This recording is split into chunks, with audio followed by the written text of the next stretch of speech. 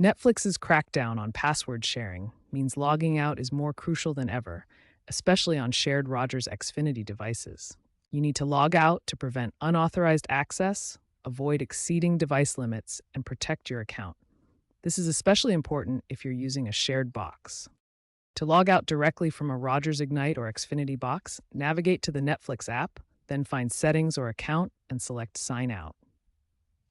On Rogers Ignite, press the Rogers button, go to Apps, Netflix, Options, Sign Out. On Xfinity, use the Xfinity button, Apps, Netflix, sign out of all devices if needed.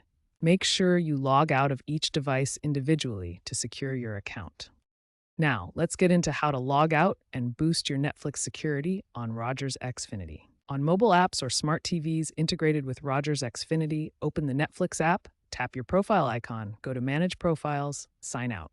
After logging out, always clear your browser's cache and cookies if you used a web interface. As of 2025, enable two-factor authentication, 2FA, on your Netflix account for added protection. Remember, logging out doesn't delete your viewing history, but it stops playback on that specific device. For issues with account sharing, you can add additional profiles to your account for a small monthly fee.